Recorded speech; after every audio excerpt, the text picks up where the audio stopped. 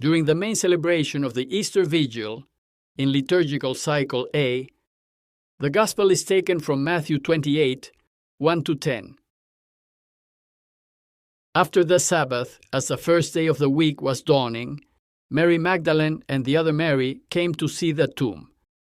And behold, there was a great earthquake, for an angel of the Lord descended from heaven, approached, rolled back the stone, and sat upon it. His appearance was like lightning, and his clothing was white as snow. The guards were shaken with fear of him, and became like dead men. Then the angel said to the women in reply, "Do not be afraid. I know that you are seeking Jesus the crucified. He is not here, for he has been raised, just as he said. Come and see the place where he lay. Then go quickly and tell his disciples, he has been raised from the dead, and he is going before you to Galilee. There you will see him. Behold, I have told you." Then they went away quickly from the tomb, fearful yet overjoyed, and ran to announce this to his disciples. And behold, Jesus met them on their way and greeted them. They approached, embraced his feet, and did him homage. Then Jesus said to them, "Do not be afraid. Go tell my brothers to go to Galilee, and there they will see me." That Friday evening, before the Sabbath began, the disciples quickly returned to their lodgings, and they spent the entire Sabbath day locked inside, unable to leave. They wept over the death of the Lord and reproached themselves for not having done anything to defend him.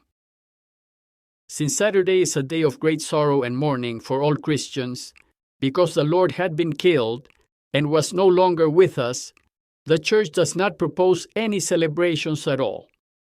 Instead, the main celebration of the Church takes place on Saturday night, which for Jews is already Sunday. On that holy night, the most important celebration in all of Christendom takes place, the Easter Vigil. Anyway, in this reflection, I will make two brief comments. The first about Holy Saturday, and the second regarding the Gospel reading for the Vigil, which in this cycle A is from Matthew 28, 1-10. Let's first take a look at what happened on that Easter Saturday. We know that Jesus died on Friday afternoon, and the Sabbath began at nightfall on Friday. Therefore, so that the Sabbath would not fall upon them and prevent them from working, due to the Sabbath rest, the disciples quickly took Jesus down from the cross, buried him as best they could, and sealed the tomb with a large stone. And then, before it got dark, the disciples quickly returned to the place where they were staying, which was probably the upper room of the Last Supper. 2 points to mention before we continue. First, it seems that due to the rush, the community was not satisfied with the way the body of the deceased was buried. So much so that Mark tells us that at the end of the Sabbath, at nightfall, some women went out to buy spices so that they could prepare the body for burial as soon as the sun rose. And secondly, it seems that the disciples remained in the city of Jerusalem. According to most experts, it seems they stayed in the same place where they had celebrated the Last Supper, which, according to the scriptures, was in the city, in a large room on a second floor. Well, that place is only about 10 or 15 minutes away from the tomb on foot. And it was there that the disciples would remain gathered together and locked inside until the day of Pentecost. But it seems that there were not many people gathered there. The book of Acts 1:15 tells us about a group of around 120 people.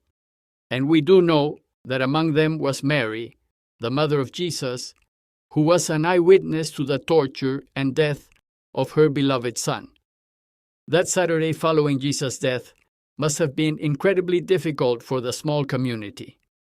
They must have been very sad and grieving because their Lord was no longer with them, reliving everything that had happened and trying to make sense of the events, but unable to find an explanation. The Church, therefore, invites us to do the same on Saturday, to observe a period of mourning and to reflect again, during the day, on the account of Jesus' passion and death. St. Ignatius of Loyola invites us to also consider the solitude of Our Lady, and he says that we should envisage her suffering such pain and fatigue and accompany her. And what does theology tell us about that Sabbath? To begin with, theology invites us to consider that, like every human being, Jesus really died. And it asserts this forcefully, because at the end of the first century, Docetism, a heresy that denied the humanity of Jesus and claimed that he could not possibly have died, emerged. The Church strongly rejected this heresy, and in order to affirm that he truly died, it stated that he descended to the realm of the dead. That is, he descended to hell. The word hell comes from the Old English hell, and ultimately from the Proto-Germanic haljo, meaning concealed place or underworld. And this statement of faith, that he descended into hell, was included in the creed that we proclaim every Sunday. So asserting that Jesus descended into hell simply means that he truly died. Secondly, the Church maintains that even though Jesus had died and descended to the realm of the dead, death could not hold him because he always chose to do the will of his Father. And consequently, he returned to life. He was resurrected. The breviary includes an ancient and pious homily that reflects on what Jesus did on that Sabbath in the place of the dead. It tells us that he brought out all the righteous people who were in the underworld, or place of the dead, starting with Adam, saying to them, "I command you, awake you who sleep, for I did not create you to be imprisoned in the realm of the dead. Arise from the dead. I am the life of those who have died." And by doing so, on that Sabbath, Jesus opened the gates of heaven for everyone. And thanks to him, now all of us can return to God. So now our return to God depends solely on us and the decisions we make, because we are the ones who determine our destinies. Ever since then, the concept of hell has been limited to those who do not want to return to God, to those who, in their lives, choose to go against him. So what happened at the end of that Sabbath? The Church states that Jesus resurrected after the Sabbath ended, that is, on Sunday. And we celebrate this extraordinary event during the Easter Vigil. The Easter Vigil celebrates the resurrection of Jesus. It celebrates his triumph over death. It celebrates the premise that his resurrection is what gives meaning to his entire journey, as well as the fact that if we live as he desires, we too will be resurrected.